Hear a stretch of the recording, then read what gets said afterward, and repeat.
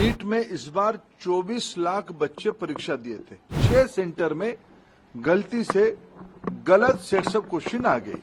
उन 6 सेंटर में लगभग 1563 स्टूडेंट उसमें परीक्षा दे रहे थे। उनके मन में आया कि भाई ये हमारी साथ थोड़ा अन्याय हुई है, हमारी टाइम लॉस हुई है, हमारे लिए कुछ सोचनी चाहिए। कुछ विद्यार्थियों की नंबर 100% हो गई। उनकी जो एवरेजिंग किया गया, उनको जो ग्रेस मार्क दिया गया, उसमें कुछ विद्यार्थियों की नंबर 100% हो गई। 1563 स्टूडेंट को दोबारा नीट एग्जामिनेशन का ऑप्शन उनके सामने दिया जाएगा। जो लोग उसमें कहीं ना कहीं एक आधा जगह पे कुछ गड़बड़ी करने का कोशिश कर भी रहे होंगे, उनके ऊपर कार्रवाई भी लिया जाएगा। नीट को लेके एक फैसला आज सुप्रीम कोर्ट की स्तर से आई है। नीट में इस बार 24 लाख बच्चे परीक्षा दिए थे। कट ऑफ डेट में लगभग 13 लाख विद्यार्थी एग्जामिनेशन को क्वालिफाई किए। 4,500 सरीके सेंटर नीट एग्जामिनेशन के लिए देश भर में होती है। राजेश जी, आप थोड़ा क्वाइट रहिए।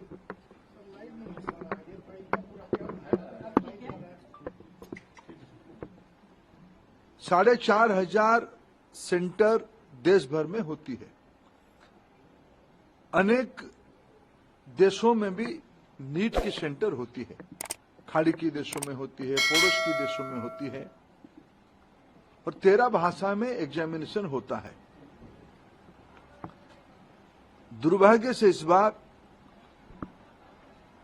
नीट की 2 क्वेश्चन सेट्स होता है। गलती ना हो जाए इसीलिए चुनाव एग्जामिनेशन के दिन ही सूचित किया जाता है। क्वेश्चन सेट ए या बी को यूज किया जाएगा, आइदर ऑफ द वन। इस बार जब परीक्षा हुआ, गलती से आउट ऑफ 4,500 सेंटर 6 सेंटर में गलती से गलत सेट्स ऑफ क्वेश्चन आ गई। जब परीक्षा चल पड़ी, कुछ समय के बाद उसको संज्ञान में लिया गया और उसको विड्रॉ करके फिर सही प्रश्न पत्र दिया गया। उसमें कुछ टाइम लॉस हुई। उन 6 सेंटर में लगभग 1563 स्टूडेंट उसमें परीक्षा दे रहे थे। उनके मन में आया कि भाई ये हमारी साथ थोड़ा अन्याय हुई है, हमारी टाइम लॉस हुई है, हमारे लिए कुछ सोचनी चाहिए। सुप्रीम कोर्ट की एक स्टैंडिंग ऑर्डर है।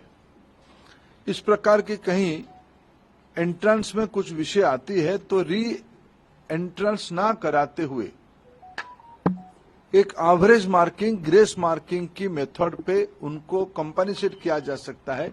ऐसे एक सुप्रीम कोर्ट की ऑर्डर है। क्लैट की स्टूडेंट्स की क्लैट के एग्जामिनेशन के माध्यम से एनटीए ने उसको अप्लाई किया। एक एक्सपर्ट कमेटी बिठाई, उसमें से कुछ रिकमेंडेशन आई और उसको उन्होंने अप्लाई किया। उसके बाद देखा गया कि कुछ विद्यार्थियों की नंबर 100% हो गई। उनकी जो एवरेजिंग किया गया, उनको जो ग्रेस मार्क दिया गया, उसमें कुछ विद्यार्थियों की नंबर 100% हो गई। इसमें भी फिर कुछ लोग कोर्ट पे गए। पहले कुछ लोग कोर्ट पे गए थे कि हमारी टाइम लॉस हुई। कोर्ट ने ऑर्डर दिया तो एनटीए को उसमें एक किस ग्रेस मार्किंग की प्रैक्टिस को अपनाना पड़ा, पद्धति को अपनाना पड़ा। फिर जब ग्रेस मार्किंग में कुछ विद्यार्थियों की नंबर 100% हो गई, तब फिर कुछ लोग कोर्ट पे गए। उस बीच में एनटीए ने फिर एक एक्सपर्ट कमेटी बिठाई, एकेडमिक्स कमेटी बिठाई। उन्होंने कुछ सोच समझ किया और कोर्ट ने आज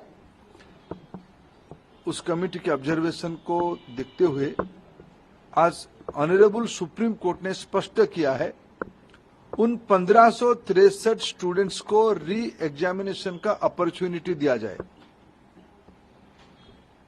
23 जून को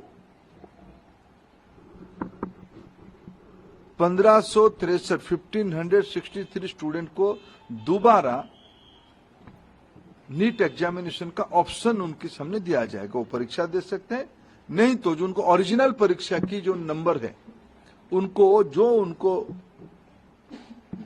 वो परीक्षा उसको भी ऑप्ट कर सकते हैं, नहीं तो अगर उनको उसमें ना देके और एक चांस लेना है तो वो 23 जून को एक बार परीक्षा भी दे सकते, जो चाहेगा। ये आज सुप्रीम कोर्ट के एक बहुत स्पष्टता के साथ ऑर्डर आई है, उसको मैं स्वागत भी करता हूं।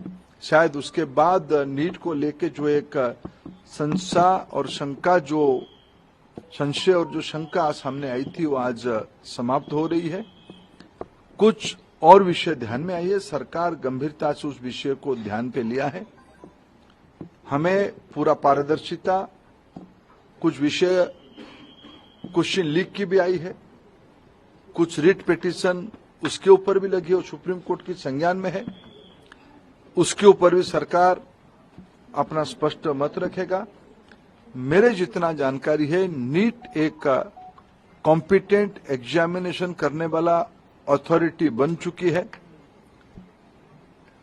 ये जो 3 प्रेस्टिजियस परीक्षा होते हैं, नीट, जेईई और सीयूईटी, इसमें से देश की 50 लाख से ज्यादा स्टूडेंट्स की हर एक साल अभी एग्जामिनेशन हो रहा है।